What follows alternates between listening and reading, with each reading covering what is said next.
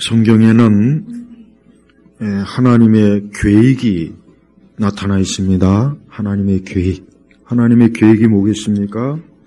구원입니다. 구원. 사람들에게 생명을 주는 구원이에요. 창세기 이후에 사람들이 범죄해서 그만 죽음과 사망으로 인생들이 떨어져 버렸잖아요. 그래서 하나님께서는 우리 사람들, 그 죄인들에게 생명을 주시기 위한 계획을 하나님께서 세웠습니다. 그것은 하나님의 영원한 계획이기 때문에 우리 사람들이 그 계획에 참여한 게 아니에요. 하나님의 주관적으로, 절대적으로. 그래서 이 성경의 이 하나님의 계획은 구원의 계획, 생명의 계획이에요. 반대로 이 사단도 계획이 있어요. 우리가 이 사단의 계획도 알아야 됩니다. 하나님의 계획만 알지 말고 사단의 계획은 뭡니까? 그 하나님의 계획을 무너뜨리는 거예요. 그래서 여러분이 정말 성경을 유심히 읽어보면은 하나님께서 하시는 그 계획을 하나님이 이루시는데 마귀는 사사건건 거기에 반드시 끼어들고 회방하고 반드시 하나님을 어떻게 하든지 이겨먹으려고 하는 게 이 마귀예요. 그러니까 여러분들이 오늘부터 이제 이 주제별 성경 공부를 이제 전에 다시 했던 성경 공부를 하겠지만은 우리가 성경에서 이 두 계획을 잘 이해하면은 이 성경의 내용을 명확하게 알 수가 있어요.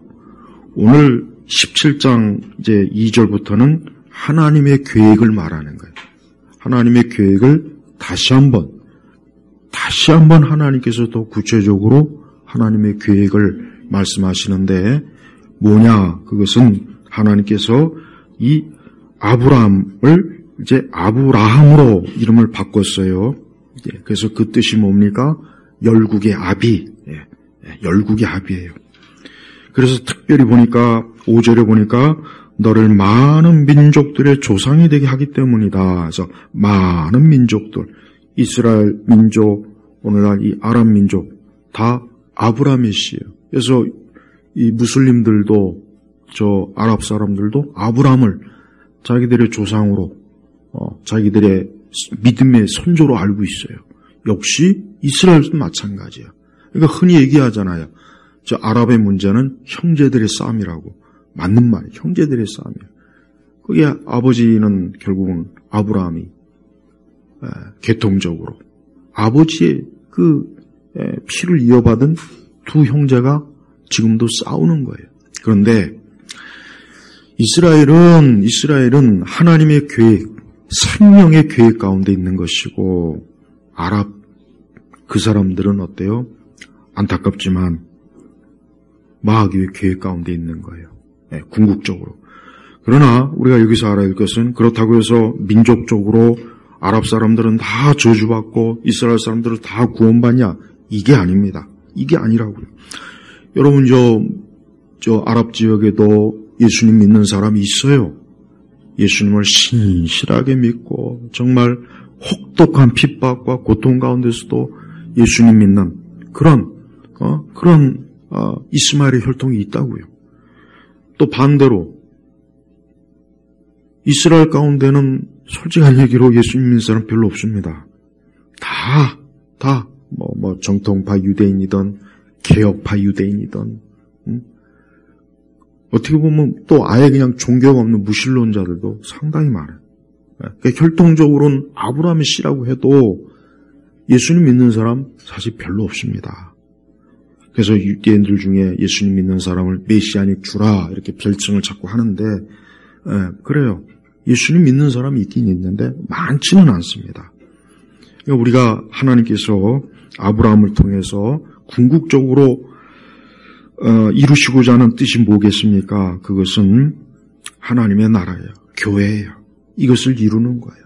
그러니까 이걸 이루기 위해서 하나님께서 이제 하나하나 어때요? 이 언약의 약속을 하나님이 먼저 해주시고 앞으로 하나님께서 이것을 이루시겠다 하고 하나님이 먼저 딱 선언을 하시는 거예요. 그래서 우리가 보면은 여기서 2절부터 8절을 보면은 무슨 말씀이 주로 반복돼서 나오냐면 2절에 내가 4절에도 내가 5절에도 내가, 6절에도 내가, 7절에도 내가, 8절에도 내가. 자, 보십시오. 하나님께서는 아브라함의 삶을 이끌 때 철저하게 내가 이끈다, 이거 내가. 너와 나와 협력이 아니에요. 내가 너를 이끈다는 거예요. 우리의 구원도 하나님이 이끄는 거예요. 내가 너를 구원하리라. 너와 나와 협력해서 구원을 이루리가 아니라 내가 너를 구원하리라. 아브라함에게도 내가 계속 반복해요. 이 얘기는 뭡니까? 하나님의 약속, 구원의 그 성취는 하나님이 이루시는 거예요. 하나님이 이루시는 거예요. 여기서 우리가 잘 알아야 될 것은 절대 우리의 구원, 우리의 영생과 우리의 믿음의 모든 사역은 하나님이 주도하시는 것이 하나님과 사람과의 협력이 절대 아닙니다. 이래서 우리가 하나님의 주권이라는 말을 자꾸 쓰는 이유가 바로 이거예요. 여긴 단 한 번도 너와 나라, 너와 나 같이 협력해서 언약을 이루고 민족을 이루고 이런 말씀이 없고 내가 너에게 언약을 이루고 너로 많은 민족들의 조상이 되게 하고 철저하게 내가요. 우리 성도들이 세상을 살 때 중요한 게 뭐냐? 우리 그리스도인들도 마찬가지예요. 여러분들은 철저하게 예수님에게 여러분의 인생을 맡겨야 됩니다. 여러분 이거는 반드시 명심하셔야 돼요. 예수님은 오늘도 우리를 내가 너를 이끌리라. 내가 너를 구원하리라. 우리는 그러한 주의 말씀을 여기서 알아차려야 되고 반드시 확신을 가져야 돼요. 그래서 성도는 자기가 아니에요. 성도는 내가 아니라 하나님께서 말한 하나님 편에서 내가예요. 그래서 철저하게 내가, 하나님께서 우리를 주도하는 거예요. 하나님께서 우리를 모든 걸 주도하는 거예요. 성도들은 믿음을 가지고 하나님을 신뢰하고 의지하고 그분에게 자기 자신을 전폭적으로 맡겨야 돼요. 그렇지 않으면 그 사람은 사단의 계획 속에 빠지는 거예요. 이걸 잘 알아야 돼요. 하나님께서는 아브라함에게 사실 지금 이 아브라함은 하나님의 약속을 지금 들어도 아브라함도 이 약속이 도대체 얼마나 대단한 건지 사실 몰라요. 모르고 있는 거예요. 사실 알 수가 없어요. 그냥 하나님께서 엄청난 뭔가를 하신다는 건 알겠지만 이게 아직 구체적으로 뭔지는 모르고 있는 거예요. 하지만 이제 이삭과 야곱을 통해서 어때요? 하나하나 이제 약속이 이제 펼쳐지는 거예요. 그러니까 하나님의 약속이라고 하는 것은 하루아침에 왕창 이루어지는 것이 아니라 서서히 점진적으로. 그래서 아브라함 시대 때부터 예수님 오시는 기간까지 한 4,000년이라 그래요. 그 오랜 기간의 구약의 시간을 보십시오. 사실 우리 사람의 편에서 4,000년이라는 시간이 짧은 시간이 아니잖아요. 엄청나게 까마득한 시간이에요. 그리고 또 예수님이 이 땅에 오셔서 오늘 우리 시간까지 또 주님 오시는 것까지 또 시간이 있어요. 그러니까 하나님의 그 계획이라고 하는 것은 장구한 시간이 필요한 거예요. 하루아침에 모든 것들이 그냥 막 그 한 자리에서 그냥 후딱 해가지고 가는 것이 아니라 오랜 시간을 두고 하나님께서 어때요? 하나님의 계획을 성취하는 거예요. 그러니까 우리 성도들도 항상 인생을 살 때 조급해하지 마세요. 일단 조급해하지 마세요. 우리 시대 사람들은 조급하잖아요. 돈도 빨리 벌고 사업도 빨리 하고 자기 목표도 뭔가 빨리 이루려고 그러니까 뭐든 자꾸 빨리빨리 하려고 해요. 그러나 성도는 항상 하나님 편에서 자기 인생을 살펴봐야 돼요. 그러니까 여러분 조급해하지 말고 하나님 앞에서 인생을 멀리 봐야 돼요. 어디까지 봐야 되느냐? 어떤 분들은 믿음 생활이 힘들고 참 어려운데 이걸 언제까지 해야 되느냐 그렇게 궁금해하는 사람이 있는데 언제까지 해야 되느냐면 이 다음에 예수님 앞에 가는 날까지 하는 거예요. 그때까지 하는 거예요. 그러니까 그때까지 우리 성도들은 인내해야 되고 믿음으로 살아야 되고 기도해야 되고 하나님 의지해야 되고 그렇게 하는 거예요. 특별한 게 없어요. 무슨 용 빼는 재주가 있는 게 아니에요. 아브라함조차도 여러분 보십시오. 아브라함조차도 하나님이 처음 부를 때하고 점점 어때요? 점진적으로 아브라함도 믿음이 점진적으로 생기잖아요. 처음부터 하나님께서 아브라함 자신이 믿음이 확 들어가지고 내가 믿음의 조상이구나. 아니에요. 아브라함은 하나님의 그 순차적인 계획과 뜻 가운데 한 걸음 한 걸음 하나님이 아브라함을 인도하셔요. 아브라함도 역시 하나님이 인도하시는 한 걸음 한 걸음을 가는 거예요. 그러니까 우리 성도들도 이 땅에 사는 동안 하나님께서 여러분의 걸음을 한 걸음 한 걸음 인도하는 거예요. 그런데 그 한 걸음 한 걸음 인도하는 과정 속에서 사실 어려움이 있어요. 어려움도 있고 참 괴로운 일도 있고 좋은 일도 있고 힘든 일도 있고 그렇지만 어쨌든 하나님께서 우리 성도들에게 주시는 가장 최고의 핵심이 뭐냐? 믿음으로 하나님과 함께 하라는 거예요. 믿음으로 하나님과 함께 하라는 거예요. 그러니까 하나님께서 오랜만에 13년 만에 아브라함에게 나타나셔갖고 하나님이 언약을 다시 한번 더 구체적으로 새롭게 하잖아요.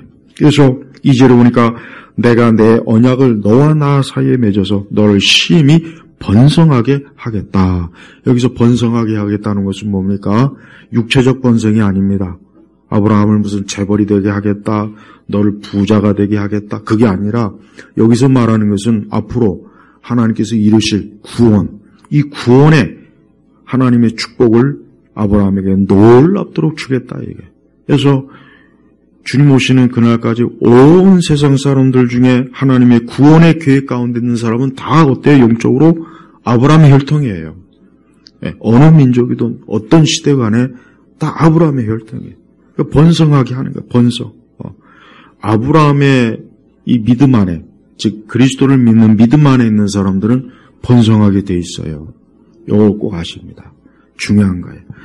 우리가 믿음 안에, 하나님 믿는 믿음, 아브라함의 믿음 안에 있는 사람은 다 번성하게 돼 있습니다. 반대로 마귀 계획 가운데 있는 사람은 반대로 어떻게 됩니까?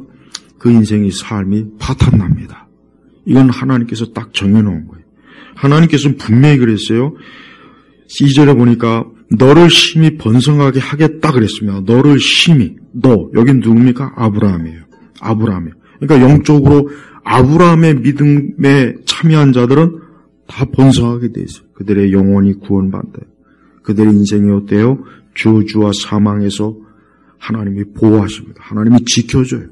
그러니까 이 아브라함의 언약에서 제외된 사람, 이 사단의 계획 가운데 있는 사람들은 그 삶이 망해요. 망조가 되는 거예요. 뭘 해도 망합니다. 동으로 가나 서로 가나 북으로 가나 남으로 가나 뭐 한국에 있던 미국에 있던 망하게 돼 있어요. 이걸 알아야 됩니다. 우리 성도들은 이 아브라함의 언약 가운데 있어야 돼요. 이 아브라함의 언약이 뭡니까? 그것은 예수님을 믿는 믿음이에요. 그리스도를 믿는 믿음이에요. 이게 바로 아브라함의 하나님께서 아브라함과 맺은 궁극적인 언약이에요. 그래서 하나님께서 가장 중요한 거 번성하게 하겠다. 번성하게 하겠다. 2절에 보니까 3절에 보니까 뭐라 했습니까? 아브라함이 하나님 앞에 엎드리자 하나님께서 그에게 말씀하셨다. 아브라함이 하나님 앞에 엎드리자. 이 엎드린다고 하는 것은 뭐겠습니까? 경배한다. 예배한다. 하나님을 예배한다. 아브라함은 하나님이 어떤 분인지를 알았어요. 네. 인생들이 하나님에게 예배드리지 않고 우상에게 예배드리고 우상에게 가서 기도하고 우상에게 가서 엎드린 이들이 많아요. 오늘도 이 거룩한 주일날 성당 가는 사람들 아니면 절에 가는 사람들 무당 찾아가는 사람들 이 사람들은 안타깝지만 다 마귀에게 엎드린 거예요. 인생은 두 종류예요.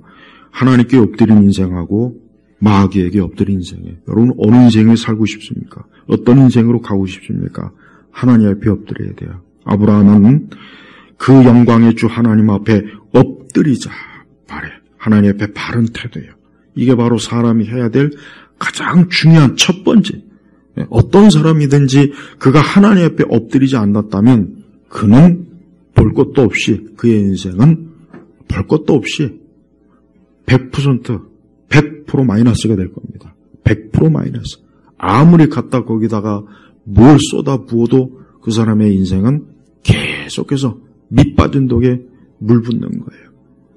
여러분 하나님 앞에 엎드린 인생이 되세요. 이 엎드린다고 하는 것은 뭡니까?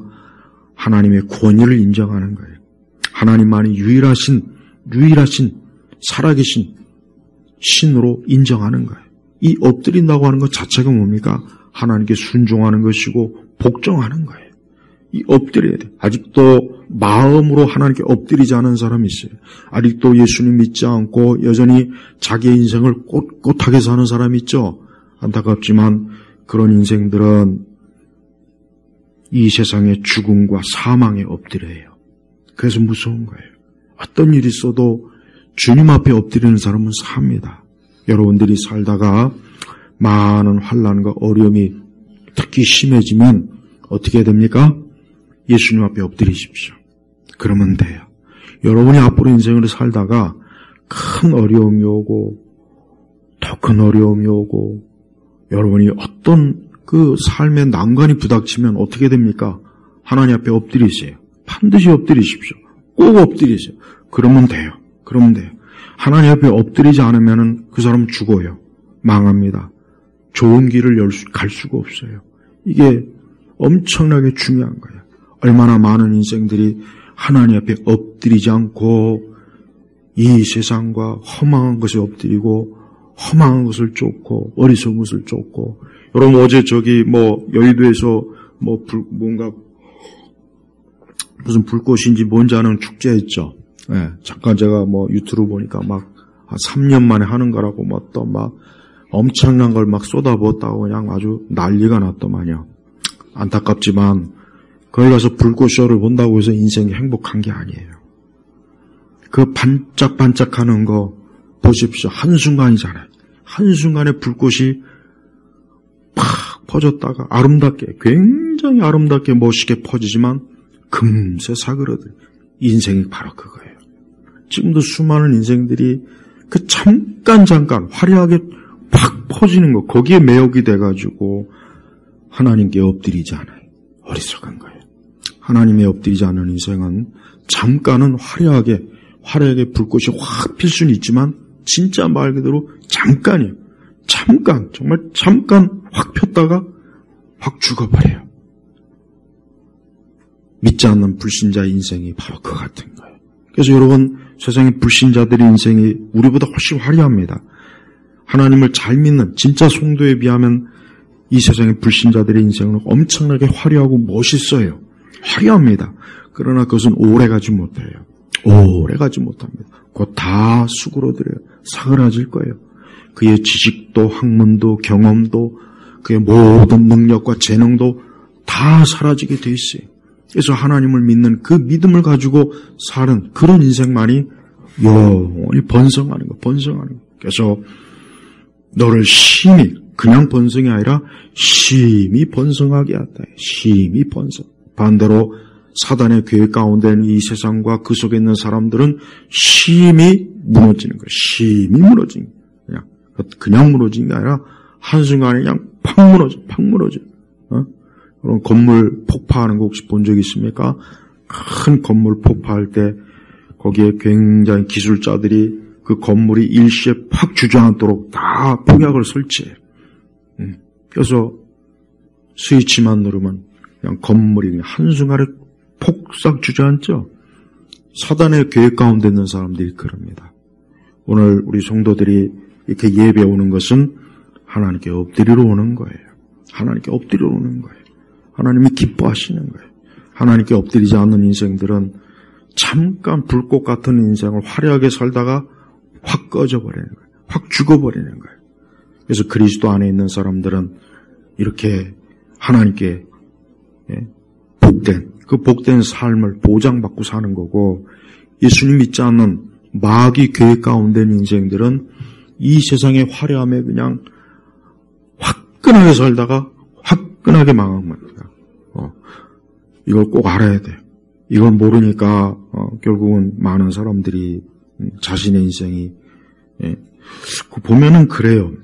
제가 유심히 보면은 결국은 많은 사람들이 본질적인 문제가 뭐냐면 다른 게 아니라 인생을 어떻게 살아야 되느냐. 결국 이거에 보니까 딱 이거더라고요. 그게 인문학이든 철학이든 뭐든 간에 궁극적인 것은 이게 그래서 삼성 이병철 회장도 죽기 전에 어떤 10가지의 그 어떤 자기가 인생을 살아가면서 풀리지 않는 10가지의 질문이 있었어요.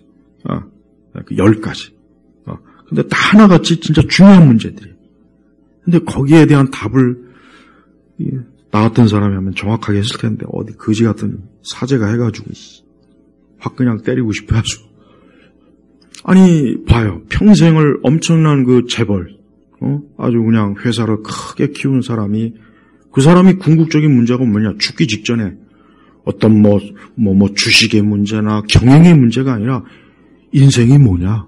도대체 사람이 살다가 어디로 가느냐? 죽음 이유가 뭐냐? 그거란 말이에요. 다 그거예요. 예외가 없어요. 전부 다 그 질문 공통적이에요. 봐요. 이러니까 사람은 별 수 없다니까요. 이러니까 사람은 하나님이 창조한 게 이래서 맞는 거예요.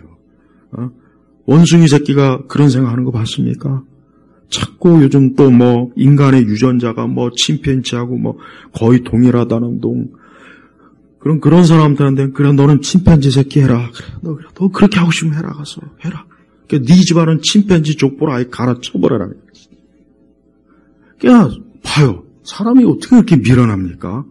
아니 사람이 하나님의 형상으로 지음받은 게 더 좋지. 예? 무슨 유인원이 어쩌고 저쩌고 그게 좋습니까? 그런데도 사람들은 하나님의 반감을 갖는 이 적대적인 타락한 마음은 그게 싫은 거예요. 그게 싫은 거예요. 근데 사람들이 보면 그래요. 진짜 자기에게 유익한 것은 싫어하고 자기에게 조금 더 유익하지 않는 것은 그냥 막 달려들어요. 우리 성도들은 하나님의 그 영원한 계획, 구원의 계획 안에 있는 사람이에요. 정말 그래서 축복받은 사람이에요. 하나님은 이 아브라함에게 오늘 굉장히 중요한 말씀. 그래서 4절을 보니까 보아라 내가 너와 언약을 맺으니 너는 많은 민족이 조상이 될 것이고. 근데 여러분 5절에 보면은 하나님께서 이름을 바꿔주죠. 뭐라고 합니까? 이제 아브라함에서 아브라함으로 바꿔요.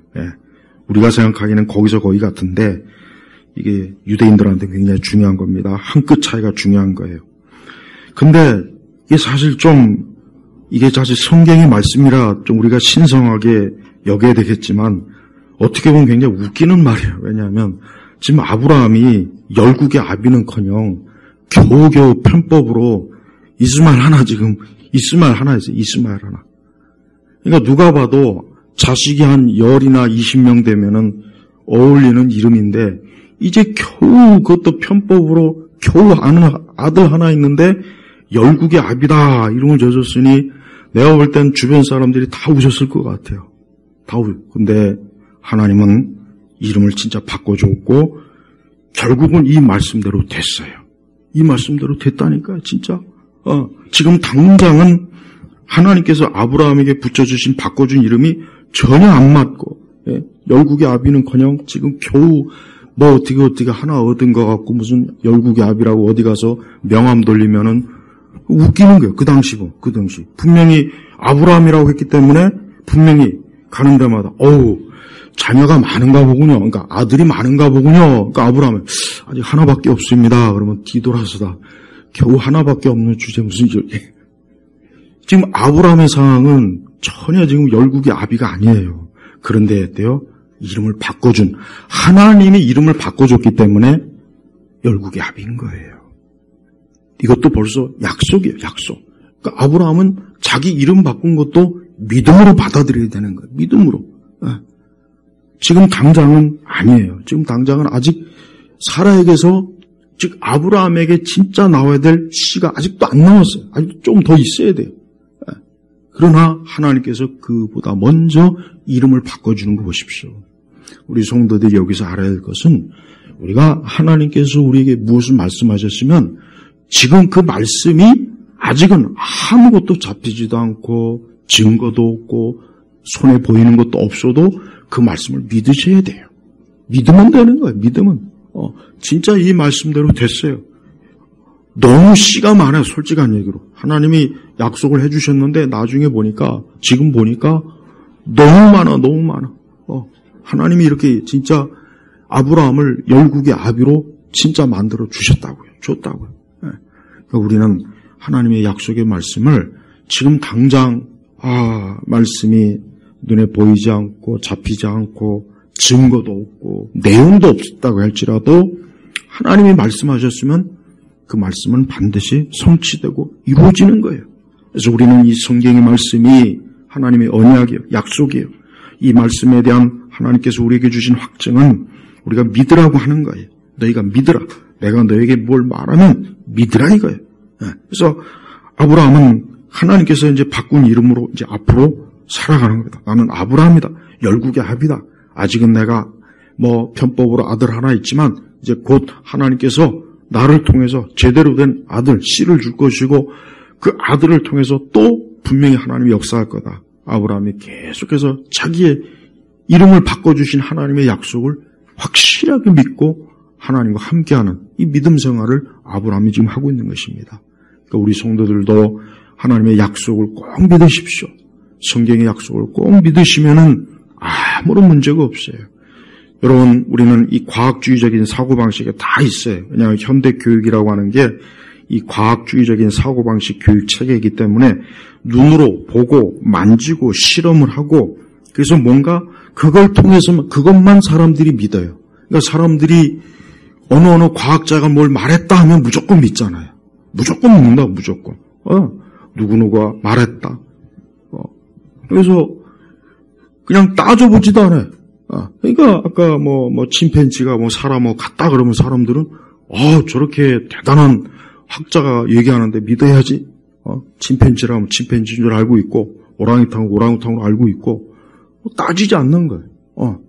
그러니까 인간이 이렇게 어떤 과학주의적, 증거주의적 사고방식이 다 있기 때문에 우리가 이 지금 세대 사람들이 성경을 믿는 게 영적으로도 물론 영적인 문제이긴 하겠지만 근본적으로 그런 사고방식이 있기 때문에 어려운 거예요.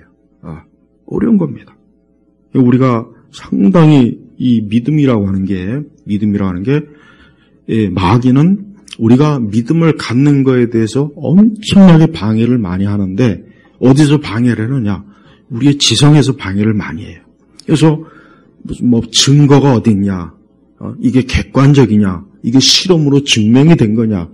성경을 이런 식으로 자꾸 생각하니까 성경에 있는 내용이 당연히 안 믿어지죠. 당연히 안 믿어지는. 믿을 수가 없는 거예요. 어떻게 죽은 자가 살아나고 처녀가 잉태하고 어떻게 무리를 걷고 그런 것들을 사람들은 자기도 모르는 사이에 학교에서 교육받은 그런 과학주의적인 사고방식이 들어와서 이게 가능한 거냐? 이건 말도 안 되는 거다. 이러니까 벌써 어때요? 지성에서부터 믿음이 차단이 자꾸 되는 거예요. 그래서 하나님 믿는 게 거기서부터 자꾸 방해를 받아요. 하지만 하나님의 말씀은 우리의 모든 것들, 인간의 그런 지성의 영역도 뚫어버립니다. 그래서 하나님께서 우리에게 믿음을 주시면은 믿어지는 거예요. 믿어지는 거예요. 이런 망상이 아니에요. 그래서 진짜 믿음을 가진 사람은 망상이 아니라, 내가 가진 믿음은 망상이 아니라 이건 진짜 하나님께서 말씀하셨기 때문에 그래서 나는 믿는 거다 하고 확신할 수 있어요. 그러나 믿지 않는 사람, 하나님을 믿지 않는, 여전히 하나님을 믿지 않는 어떤 증거나 과학이나 실험을 요구하는 사람들은 진짜 그들은 믿음이 없어요. 믿을 수가 없다. 나는 믿을 수가 없다. 나는 도저히 이걸 하나님에 대해서 믿으려고 하니까 무슨 증거가 있냐? 자꾸 이러는 거예요. 그러니까 아인슈타인이나 세계적인 이런 물리학자들, 저명한 이런 사람들이 하나님 안 믿고 어떤 이 우주와 이 모든 것들을 어떤 자연주의적인 원리로만 자꾸 이해하려고 하는 이건 뭐냐? 그들에게서는 하나님에 대해서 자기들의 눈으로 실험실에서 어떤 객관적이고 증거주의적인 자료가 없기 때문에 자기는 못 믿겠다. 바로 그거예요, 사실은. 물론 하나님의 성령께서 그런 사람들에게도 믿음을 주시면 그들의 지성도 다 꿰뚫어 버릴 수 있어요. 그건 사실입니다. 하지만 확실히 옛날보다는 더 사람들이 어쨌든 이런 믿음에 대해서 어때요? 사실 거리감을 두는 것은 사실이에요. 그래서 우리가 하나님 믿는 것은 최고의 축복이에요. 그걸 알아야 돼요. 왜?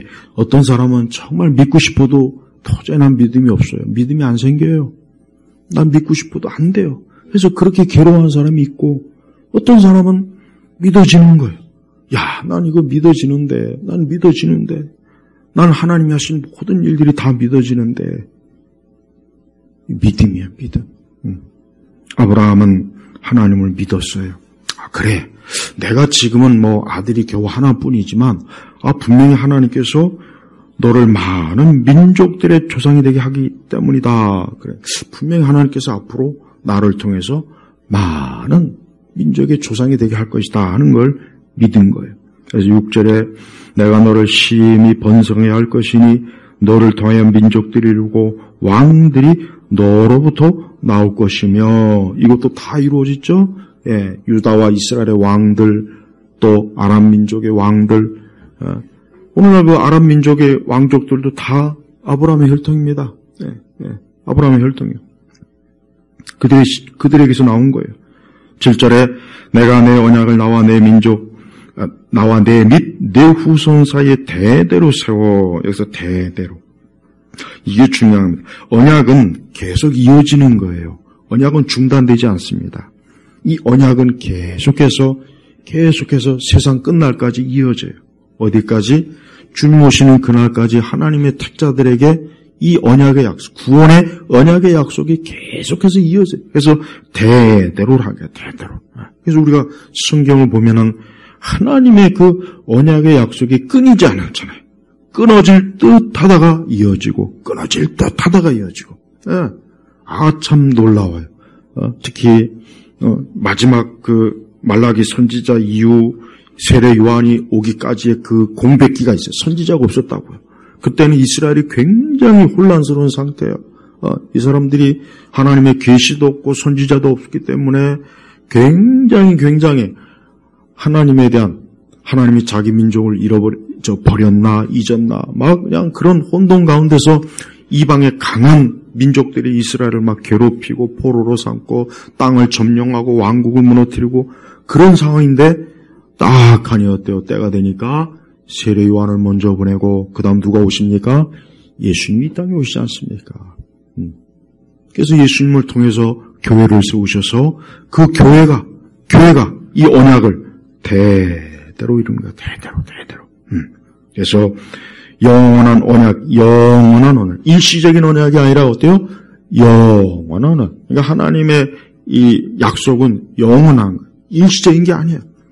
하나님의 약속이라고 하는 게 하다가 안 되면 이제 그만하자 우리 이제 이거 내가도 안 되겠다 그게 아니라 영원한 거예요. 우리 성도 여러분들은 이 성경의 말씀을 오늘 우리 시대 성경을 이건 믿어도 되겠나? 이건 옛날 얘기 같은데, 이게 구약시대나 예수님 시대는 좀 이루어질 수 있겠지만, 지금같이 이런 그 시대에 이루어지겠나? 하고 이런 의심이 들겠지만은, 그런 의심을 하지 말아야 돼. 왜? 여기 대대로서 영원한 언약이 되게 하고, 너와 내 후손의 하나님이 될 것이다. 이 약속이 그대로 지금 이루어지고 있지 않습니까? 그래서 8절에 내가 너와, 여기서 또 내가, 하나님이 항상 지금 강조하는 게 아까도 얘기했죠? 내가 자, 한 6번 나오는 것 같아요. 그죠? 하나, 둘, 셋, 넷, 7인가 6인가? 봐요. 하나님이 내가 왜 하나님께서 왜 자꾸 이걸 왜 강조하시냐? 내가 주도한다는 걸 아브라함에게 확고하게 각인시키는 거예요. 네가 하는 게 아니다. 내가 할 거다. 내가 이 모든 언약을 성취하고 이룰 거다. 내가 할 거다. 너는 그냥 믿음으로 따라오기만 해도 된다.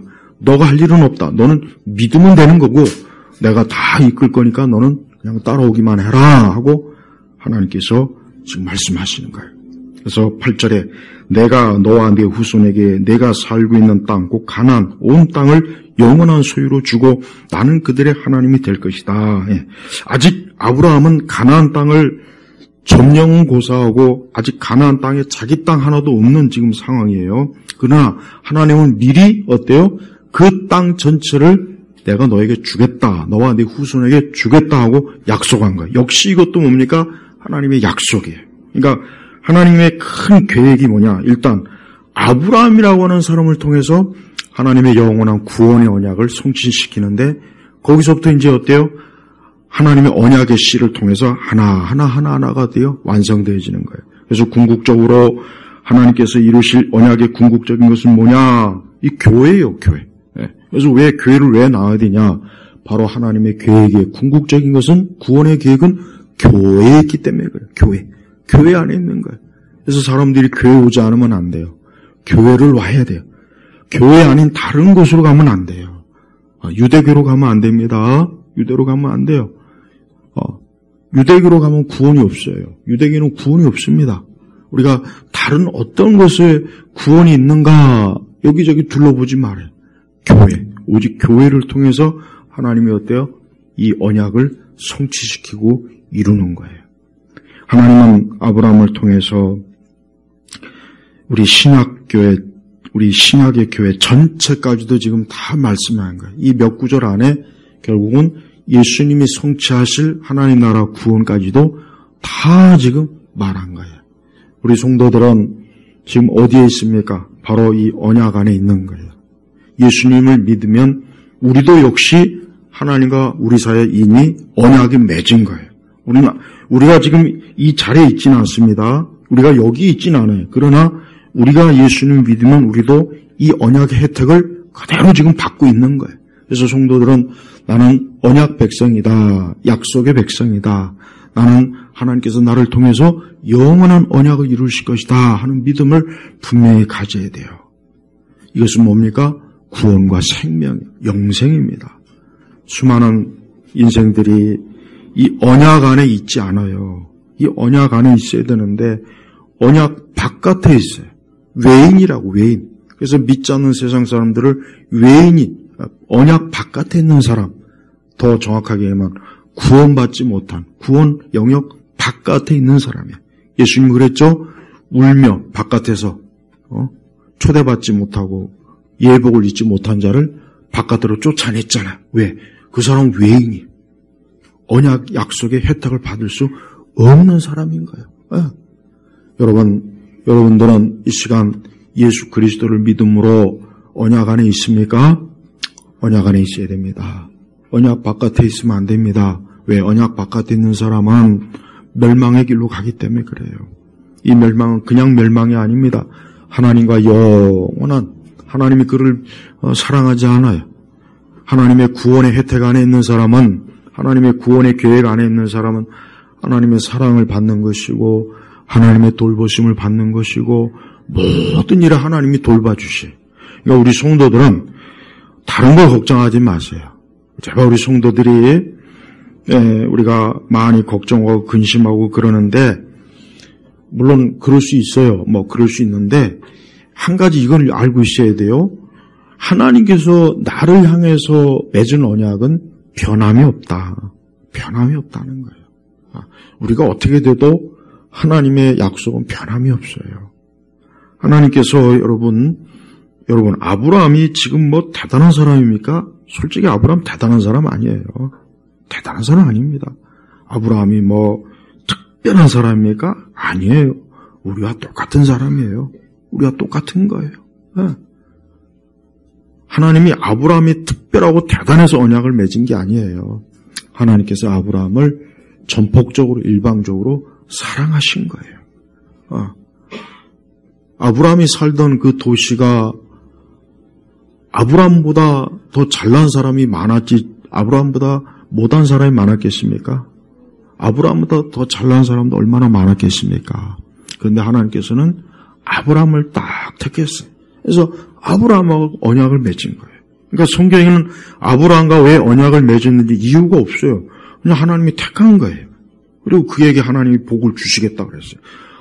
아브라함이 또 복을 원한 것도 아니야. 그냥 하나님께서 어느 날 갑자기 아브라함을 불러갖고 아브라함은 느닷없이 하나님을 알게 되고 믿게 되고 하나님께서 그를 통해서 복을 이루신다 민족들이.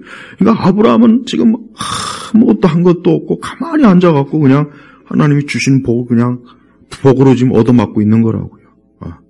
우리 성도들은 믿음으로 예수님 앞에 나올 때 여러분들이 어떤 도덕이나 윤리나 어떤 여러분의 어떤 가치를 가지고 나오는 게 아니에요. 자꾸 그런 걸 생각하지 마세요. 하나님께서 우리에게 베푸신 무조건적인 사랑이에요. 무조건적인 선택이요. 무조건적인 은혜라고요. 은혜. 그러니까 우리는 그 안에 있는 거예요. 그러니까 우리가 어떤 일이 있어도 하나님이 우리에 대한 사랑은 변함이 없어요. 항상 변함이 없어요. 그리고 항상 하나님은 사랑을 지속적으로 보여줘요. 지속적으로. 그러니까 여러분이 앞으로 인생을 살다가 어떤 일이 있다고 해서 하나님이 나를 떠나셨나? 이제 끝이구나. 이제 망했구나.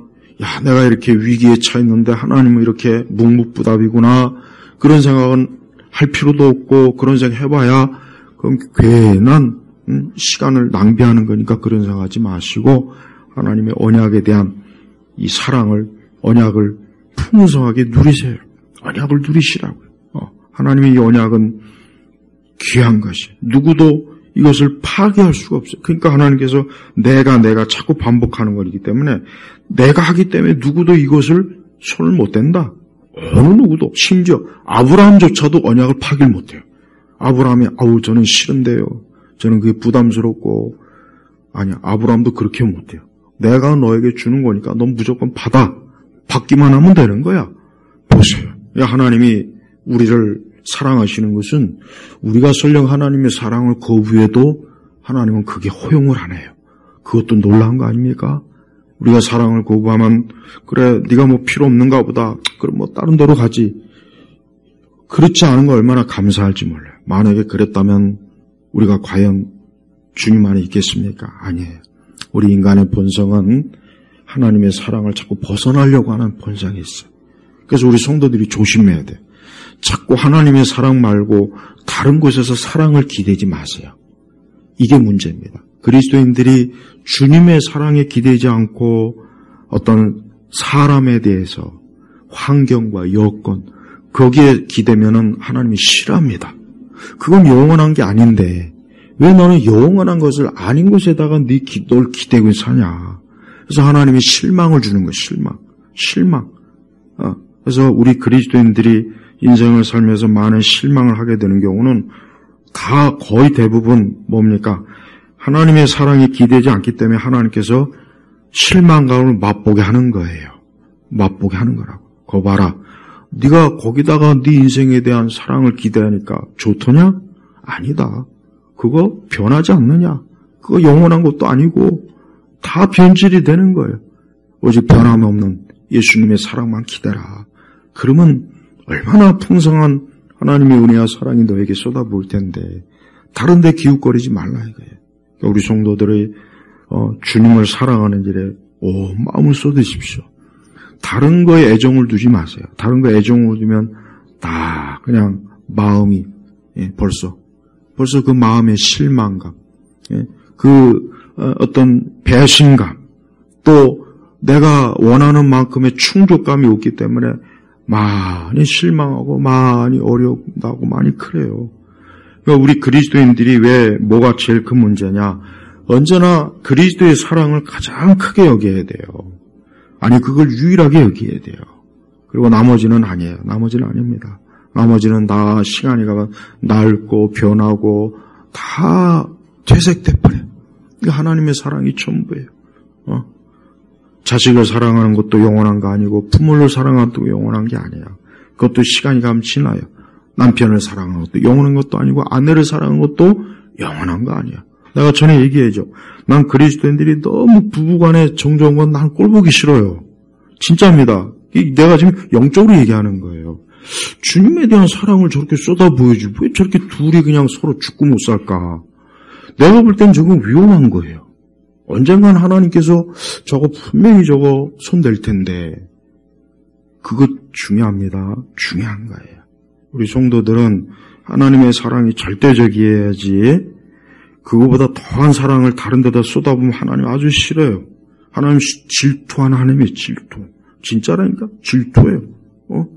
나에 대해 내게 쏟아야 할 사랑을 왜 거기다 주느냐. 하나님 그런 분이시라고요. 그러니까 이런 걸 알아야 돼. 이걸 모르니까 자꾸 우리가 신앙생활할 때 자꾸 하나님의 뜻을 제대로 이해하지 못해가지고 엉뚱한 사랑을 기대하다가 낭망하고 실망하고 절망하고 그러는 거라고요. 그리스도의 사랑을 전부로 알아요. 그리스도의 사랑이 전부예요. 그리스도가 아닌 다른 것을 사랑하는 것은, 다른 것에 궁극적인 사랑을 부여하는 것은 결국은 다 무너지는 겁니다. 다 무너져요. 나만 아는 게 없어요. 그걸 알아야 돼요. 하나님께서 우리를 사랑하는 것은 이건 어떤 말로도 사실 표현할 수가 없어요. 이거를 세상에 어떤 문학가도 말이 나왔으니까 말이지만 이번에 또 노벨상 또 거지 같은 변태 작가를 또 상을 줘갖고 하여튼 노벨상은 보면은 정상이 없어요. 정상이 하여튼 정상이 없어요. 차라리 우리나라 그 흥분 올분 뭐 이런 거나 상을 주지. 콩지 팥지나 그게 훨씬 교훈적이에요. 어디 거지 같은 또 이상한 여자가 쓴 그 책을 또 추천해가지고 또 수많은 젊은 사람들을 또 타락하게 만들고 수많은 사람들을 또 허망한 생각에 빠지게 할 것 같아요. 참 우려가 돼요. 하여튼 노벨상 주는 그 노벨상 위원들은 특히 노벨 평화상이나 뭐 노벨 문학상은 아주 비정상적인 사람들이 심사위원인 것 같아요. 아무리 봐도 비정상적. 아무리 봐도. 그러니까 평화상이나 문학상 같은 건 잘 없어버렸으면 좋겠어. 그거 매니 해봐야 이상한 거나 자꾸 이상한 사람들이나 자꾸 영웅 띄우고. 그러니까 우리가 그런 것에도 빠지면 안 돼요. 우리가 빠져야 될 유일한 것은 예수님에 대한 사랑이에요. 예수님에 대한 사랑만이 유일한 사랑입니다. 다른 사랑은 다 실망을 줘요. 다 결국은 낡아져요. 없어져요. 다른 사랑은 다 결국은 어때요? 흩어지는 거예요. 안개처럼 사라져요. 하지만 하나님의 사랑은 영원합니다. 우리 성도들이 어떤 일이 있어도 하나님의 사랑에 기대면 됩니다. 하나님의 사랑이 아직 충분히 기대지 않으니까 어떻게 보면은 공허한 마음이 많이 드는 것이고 어떻게 보면은 여전히 뭔가 내가 다른 게 갈급하는 것일 수가 있어요. 그러니까 그리스도의 사랑에 기대십시오. 오늘 아브라함과의 언약은 우리와 맺은 거예요. 오늘 이 자리에 계신 분들 아브라함과 언약을 맺은 이 언약에 여러분도 꼭 동참하셔야 됩니다. 여러분도 지금 이 시간 언약을 맺어야 돼요. 그게 바로 사는 길이에요. 생명의 길이에요. 이 언약에서 벗어나지 마세요. 여러분 언약을 맺었습니까? 그 언약은 십자가의 언약이에요. 그리스도의 십자가에서 맺는 언약입니다. 이 언약에서 제발 이탈하지 마세요. 여기에 굳게 머무르세요. 그 안에 있을 때 하나님이 복을 주시는 거고 하나님이 지켜주시는 거고 하나님이 돌보시는 거예요. 이 언약 안에 있으면 아무 문제 없어요. 여러분 이 세상은 결국은 하나님의 언약 밖에 있는 사람을 죽도록 집요하게 망하게 하는 거예요. 그게 영적인 원리입니다. 하나님의 언약 바깥에 있는 사람만 집요하게 파괴적인 인생을 살게 만들어요. 하나님 언약 밖에 있는 사람. 언약 안에 있는 사람은 손을 못 대요. 마귀가 손을 못 댄다고. 세상이 손을 못 대요. 그러나 언약 바깥에 있으면 손을 대요. 언약 바깥에 있으면 아주 집요하게 표적. 딱 표적이 아주 표적. 예외가 없어요. 어딜 가나 딱 표적으로 언약 바깥에 있는 사람은 하나님, 이 세상과 원수 마귀가 아주 집요하게 달라붙어서, 그의 삶을 파괴시키는 거예요. 제발, 언약 안에 머무르세요. 언약 안에 머문다는 것은 가장 축복이에요. 세상에 제일 축복은 하나님의 언약 안에 있는 것. 하나님의 사랑, 그리스도의 사랑 안에 머무는 게 가장 큰 축복입니다. 이게 얼마나 큰 축복인지를 자꾸 모르니까 저런 세상의 축복을 받으려고 막 그냥 거기 달려가고 거기 막 그러지 않습니까? 저는 우리 교우들이 인생을 제대로 살길 바랍니다. 우리의 인생을 제대로 살려면 하나님의 언약 안에 있으면 돼요. 믿음의 언약 안에 있으면 그 사람은 인생을 지금 제대로 사는 거고 복된 겁니다. 그리고 아무 문제 없을 겁니다. 아무쪼록 우리 예일교회 온 성도들이 이 언약 안에 머물길 주의 이름으로 축복합니다. 기도하겠습니다. 하나님 아버지 감사합니다. 오늘 이 시간에도 하나님과 아브라함이 맺은 이 언약이 결국은 우리 주 예수 그리스도와의 언약임을 믿습니다. 제발 우리 예일교회 온 성도들이 하나님과의 언약을 혹 이 시간에 맺지 않는 우리 교우들이 있으면 이 언약을 맺게 하소서. 이 언약이 없이는 생명도 없고 축복도 없고 보호함도 없고 인도함도 없는 싸우니 우리 예일교회 교우들 모두가 다 이 영원한 축복의 언약, 이 생명의 언약을 맺으며 주 앞에 나오게 하여 주옵소서. 예수 그리스도의 이름으로 기도 올렸습니다. 아멘.